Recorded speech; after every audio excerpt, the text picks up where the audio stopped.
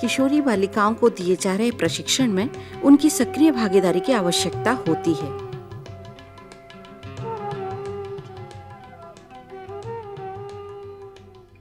यदि हम प्रशिक्षण की शुरुआत उनके परिचय, उनकी रुचियों, विशेष योग्यता आदि जानने से करेंगे तो उनकी झिझक टूटेगी और वह प्रभावी ढंग से सीखेंगी।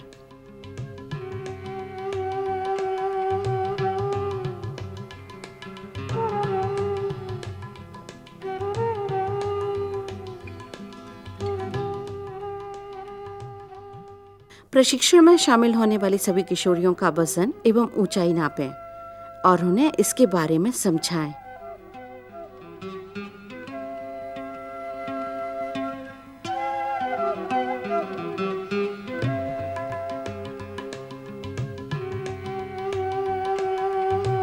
किशोरियों में शरीर में होने वाले बदलावों को जानने की बहुत उत्सुकता होती है और उन्हें इसकी सही जानकारी होनी भी चाहिए।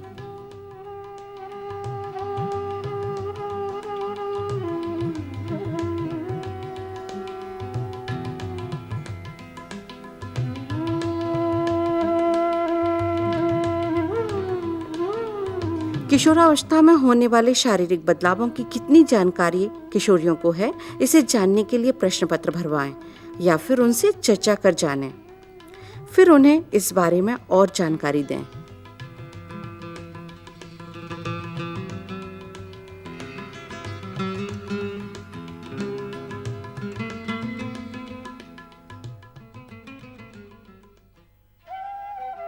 हम सबसे पहले देखेंगे कि ये सोचेंगे कि किशोरी अवस्था इतना क्यों, पहले तो कोई नहीं बोलता था, अभी एकदम से ऐसे क्यों सारे लोग बोलने लगे कि किशोरी अवस्था एक बहुत महत्वपूर्ण है और उसके तरफ ध्यान देना बहुत आवश्यक है। तो ये अवस्था होती क्या है, कौन से उम्र के बच्चों को हम कहेंगे कि ये किशोरी अवस्था में है? ये है 11 वर्ष से 19 वर्ष तक, समझ में है? तो ये आप लोग जो भी यहाँ बैठे हैं सभी लोग किशोरी अवस्था से गुजर रहे हैं। किशोरी अवस्था एक बहुत भयंकर बदलाव का समय होता है, एकदम तेज़ी से, जैसे भूचाल आता है और एकदम से कुछ गड़बड़ होती है और तेज़ी से जल्दी फ़र्क होता है, उस प्रकार से किशोरी अवस्था में होता है। छोटे बच्चे होते हैं तो वो धीरे धीरे बढ़ते रहते, कद बढ़ता है, थोड़ी समझ बढ़ती है, ये सब कुछ होता है। लेकिन जब वो 10 साल 11 साल में आ गई, उसके बाद उसको ही नहीं समझ में आता है कि मेरे शरीर में क्या हो रहा है, बदलाव हो रहा है, मानसिक बदलाव, शारीरिक बदलाव, बौद्धिक बदलाव, फिर हमको आसपास देखने का हमारा कोई नज़रिया अलग हो जाता है, हमको लोग अलग तरीके से देखने लगते हैं, घर वाले हमारे को टोकने लगते हैं, वगैरह वगैरह, ऐसे बहुत बातें होती है ना। ये बातें सब मानते हैं सब, हाँ। तो ये सब जो अवस्था से हम गुजरते हैं, ये है बदलाव का मुख्य बदलाव जो किशोरी अवस्था में होता है। लेकिन हमें इतना मालूम होना चाहिए कि पूरे जनसंख्या का 22% भाग किशोरों का है, 11% लड़कियां हैं और 11% लड़के हैं। तो आप बहुत इम्पॉर्टेंट, बहुत महत्वपूर्ण व्यक्ति उस जनसंख्या के भाग हो, इसलिए आपको सब कुछ ये चीज़ें मालूम होना, अपने आप बारे में मालूम होना आवश्यक है। ये कुछ प्रश्नावली आपको देना चाहते हैं कि आप उसको जल्दी से 5-10 मिनट में 5-6 क्वेश्चन से सवाल, तो उसको भर दीजिए, टिक मार्क कर दीजिए।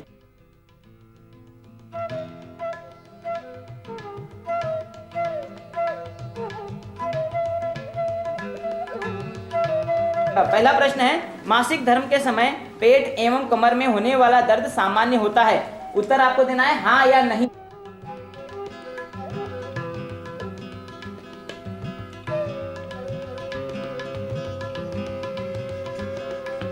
किशोरी अवस्था में की उम्र क्या है? पहला ऑप्शन है 6 से 11 वर्ष, दूसरा ऑप्शन है 11 से 19 वर्ष, तीसरा ऑप्शन है 10 से 21 वर्ष। जो भी सही आपको लगता है टिक करना है। किशोरावस्था में हो रहे बदलाव को समझाने के लिए किशोरियों को कहानी सुनाकर उनसे चर्चा भी कर सकते हैं।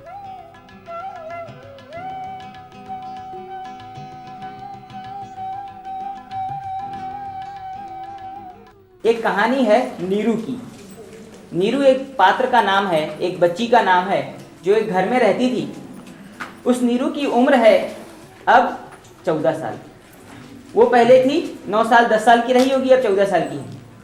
शुरुआत में क्या होता है कि नीरू जो है अपने पड़ोस के बच्चों से, अपने पड़ोस के लड़कों से, लड़कियों से, सभी से खेलती थी, अच्छे से घूमती थी, फिरती थी, कोई उसको टोकता नहीं था, कोई रोकता नहीं था। जैसे जैसे नीरू 11 वर्ष से लेकर के 12 और 13 वर्ष में बढ़ने लगी, माँ उसको बोलने लगी, बेटा नीरू तुम बाहर मत जाना, बेटा नीरू तुम जल्दी स्कूल से घर आ जाना।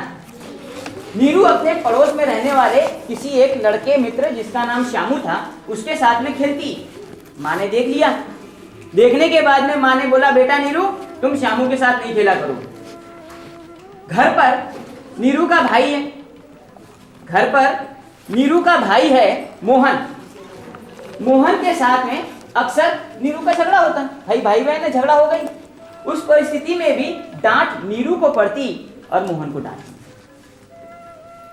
नीरू के कपड़े पहनने और उठने बैठने पर भी माँ टोकने लगी, नीरू इस तरह से कपड़े मत पहनो, नीरू इस तरह से दुपट्टा लो, नीरू बाहर सभी के सामने मत निकल के चली जाया करो, नीरू तुम ये मत किया करो, वो मत किया करो।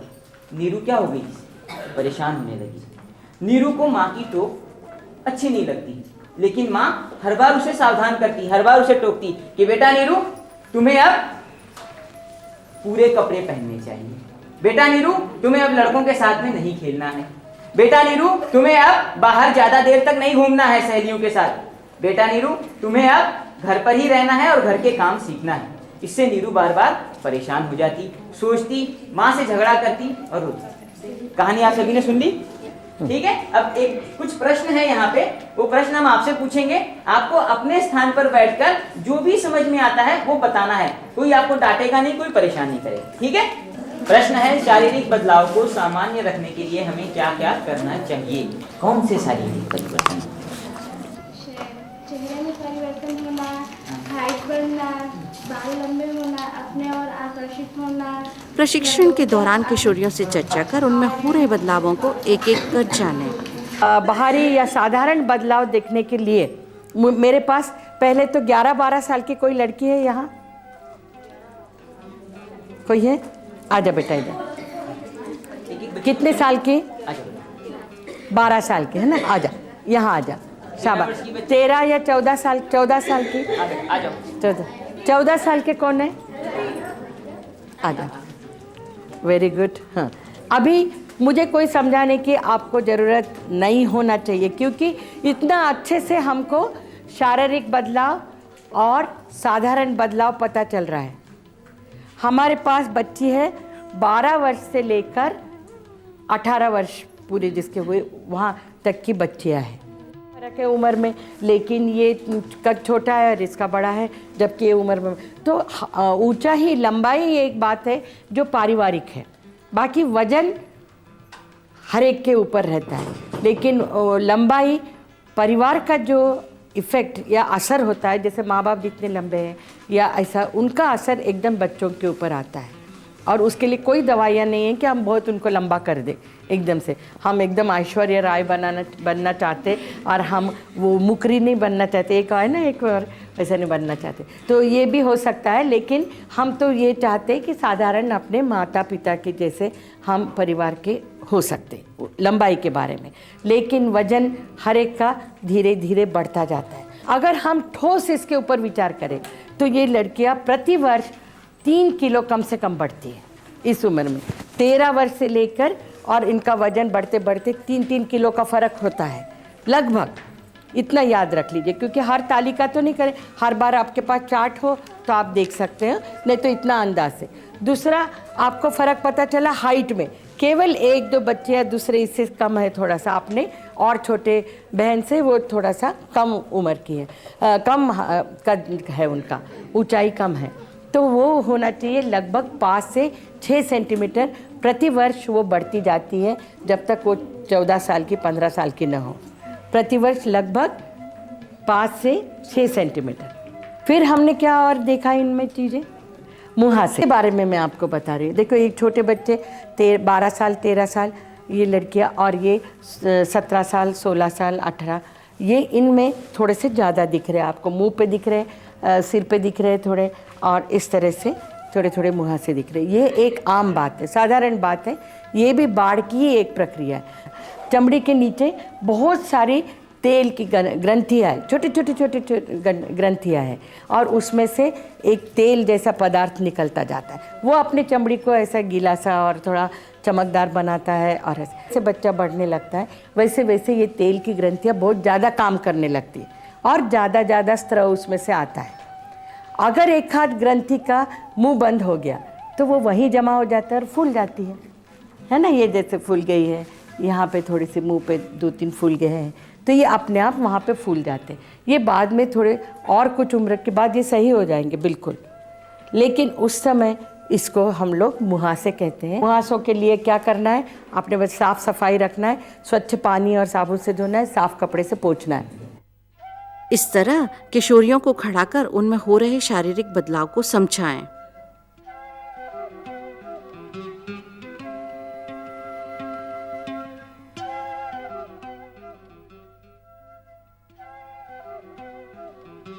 स्तनों का आकार बढ़ना, ये आप देख रहे हैं, सब में देख रहे हैं, मुझे खूब बताने की आवश्यकता नहीं है।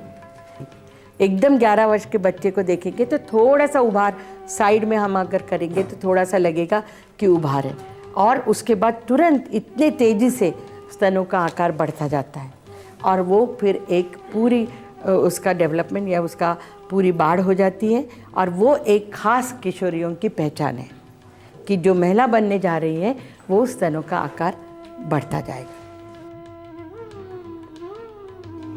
अब कुछ अंदरूनी हैं जो हम नहीं देख पाते हैं, और उसके लिए आपने कुछ बताया मुझे। उसमें से एक तो आपने बोला बालों का आना, खाक कहाँ बगल में आपने बोला बालों का दिखना, छोटे छोटे पहले मुलायम और बारीक बारीक होते, फिर वो बढ़ते बढ़ते जाते हैं, और जैसे बच्चा और बढ़ जाता है 18 साल 19 साल तो उसकी पूरी काफ़ी बाल वहाँ पे आते हैं और गहरे और काले होने लगते हैं।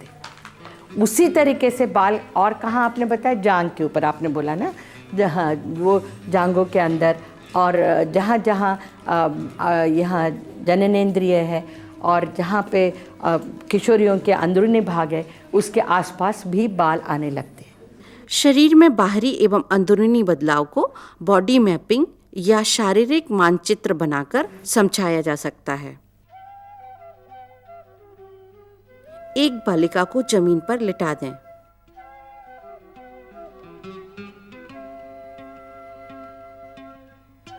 दूसरी किशोरी से लेटी हुई बालिका के चारों ओर पेंसिल, चौक या पेंसिल लाइन खिंचवाएं।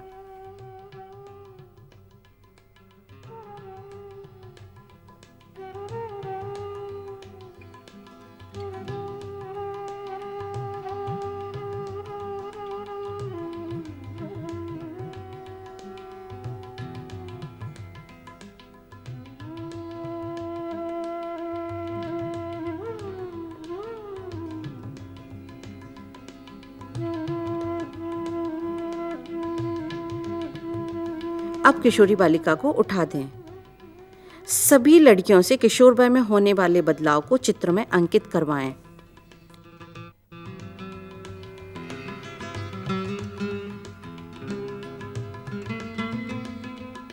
बॉडी मैपिंग के बाद शरीर के आंतरिक विकास को समझाएं।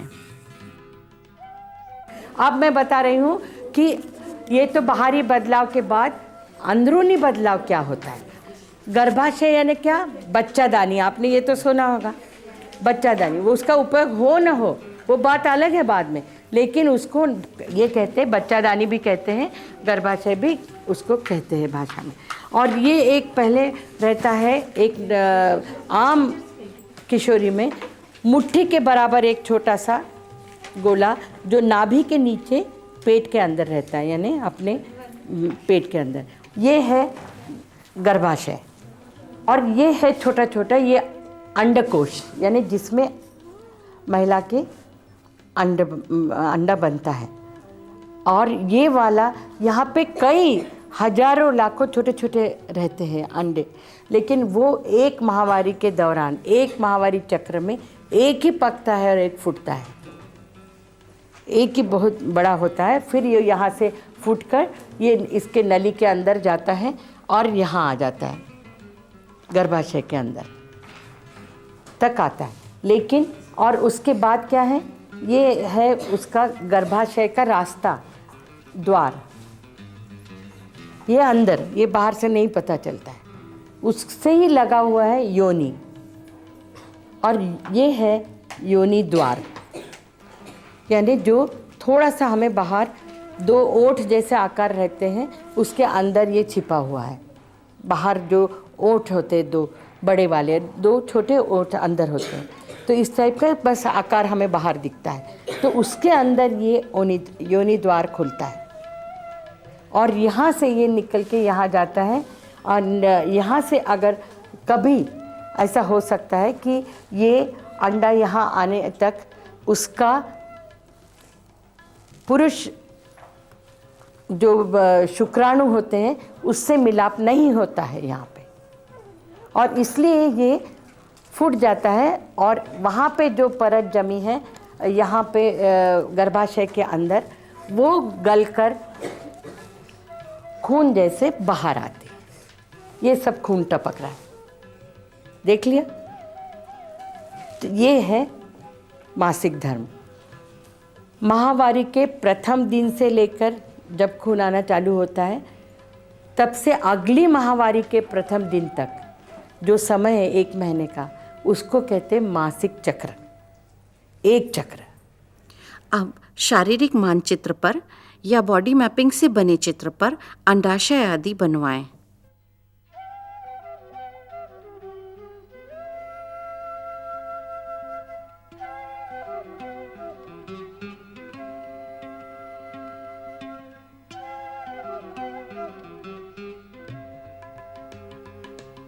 माहवारी, मासिक धर्म, इस दौरान साफ सफाई आदि की जानकारी विस्तार से किशोरियों को दी जानी चाहिए।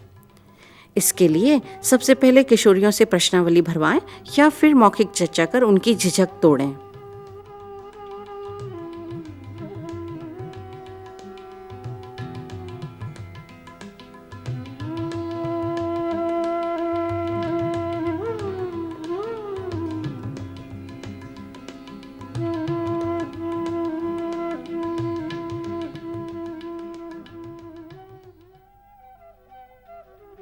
मुझे पहली बार मासिक धर्म हुआ, क्या इसके बारे में आपको पहले से ही मालूम था या नहीं? यानी आपको मासिक धर्म की जानकारी पहले थी, इसके जो भी ये ट्रेनिंग चल रहा है इसके पहले से थी या नहीं थी? केवल हाँ या नहीं में? हाँ ना मुझे।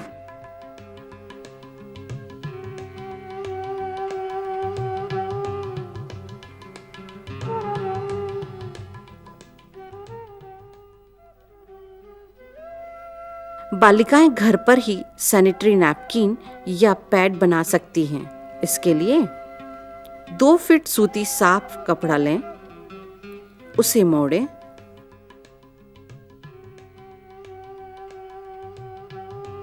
उसके अंदर रुई रखें। अब कपड़े को मोड़ें,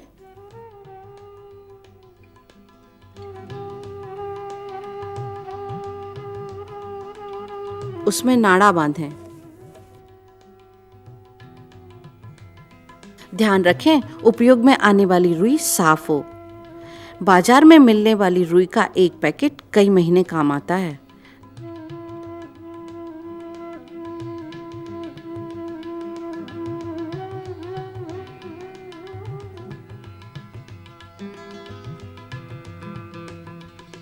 अब किशोरियों से भी पैड बनवाएं। उन्हें प्रोत्साहित करें कि वह इनका उपयोग करें।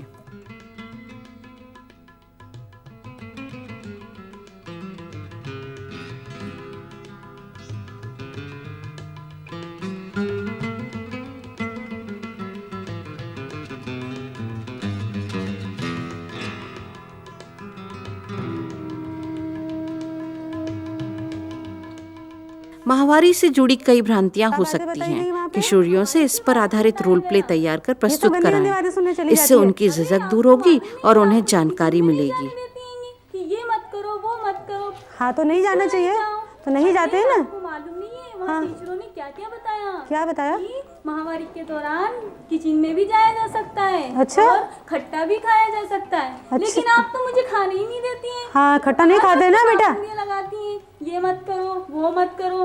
हर बात में आप अपनी अपनी चलाती हैं। ऐसा थोड़ी होता हैगा। नहीं नहीं, फालतू बातें सुनने के लिए मत जाया करो। चलो घर में चलो। नहीं माँ, काम की बातें। अच्छा। आप भी पढ़िए ना, मुझे ये बुक वहाँ से मिली अच्छा हुई है। अच्छा, ये बेटा पढ़ना तो आता नहीं है। माँ मैं आपको पढ़ के बताती हूँ, बताइए। इसमें लिखा है कि माहवारी के दौरान खटाई खाई जा सकती है। अच्छा। हेलो, कैसे हो? अच्छी हूँ। अरे कहाँ अच्छी हूँ, क्यों? ये मुहासे, फुंसियाँ, ये दाग वाग। मेरी भी तो यही परेशानी है। मेरा लंबाई नहीं बढ़ रहा है, मोटाई भी नहीं बढ़ रहा है। क्या करा जाए इसके लिए? चलो आंगनवाड़ी। क्या हुआ? मैं पूनम तो कहाँ जा रही है? आंगनवाड़ी मैडम के पास जा रहे हैं। कहाँ के लिए जा रहे हो? अपनी परेशानी का हल ढूंढने। परेशानी तो मेरे को भी है। क्या परेशानी है? मैं इतना खाती हूँ लेकिन मोटी वो वजन ही नहीं बढ़ता। तो चलो चलते हैं आंगनवाड़ी मैडम के पास। अरे आंगनवाड़ी नमस्ते मैडम। नमस्ते, क्या हुआ है तुम लोग को? हम अपनी परेशानी आपके पास। क्या परेशानियाँ हैं तुम लोग को? हमारा मोटापा भी नहीं बढ़ रहा है। क्या क्या खाती हो तुम? सब खाते हैं खाने। सब में क्या खाती हो? दाल, चावल, रोटी, सब्जी, फल। क्या तुम दूध पीती हो? नहीं, दूध तो नहीं पीती हूँ। क्यों नहीं पीती? डेली 1 गिलास रोज दूध पिया करो, तभी तुम्हारी हाइट और तुम्हारा हेल्थ में थोड़ा सुधार आएगा। ठीक है। मुहासे, ये छाइयाँ, इनसे तो परेशान हो गई हूँ मैं। डॉक्टरनी के पास भी चली गई हूँ। क्या लगाती हो तुम? ये हाँ, एंटी मास्क क्रीम। इसके लिए तुम्हें एंटीबायोटिक की ज़रूरत नहीं है। तुम ज़्यादातर क्या खाती हो? मैं दूध पीती हूँ, तली हुई चीज़ें खाती हूँ। ये सब तेली हुई चीज़ें या जो घी चर्बी वाली चीज़ें जो है वो तेली वाली आप कम खाइए। आपके मुहासे कम मिट जाएंगे। बिल्कुल आपको इसमें चिंता होने वाली बात नहीं है। ये उम्र के साथ बढ़ते हुए मुहासे आ जाते हैं चेहरे पे। मैम जी मैं कितना खाती हूँ, मेरा वजन ही नहीं बढ़ता। क्या क्या खाती है रोज? मैं हरी सब्जियाँ खाती हूँ, दाल चावल खाती हूँ, दूध पीती हूँ। दूध कितने बार पीती हो? हफ्ते में 2 बार पीती हूँ। हफ्ते में 2 बार पीती हो? किशोर वय में स्वास्थ्य, शारीरिक बदलाव, माहवारी चक्र की जानकारी देने के लिए कुछ तकनीक हमने जानी। प्रशिक्षण के दौरान इनका उपयोग किया जाए तो प्रशिक्षण प्रभावी होगा और किशोरियों को लाभ मिलेगा।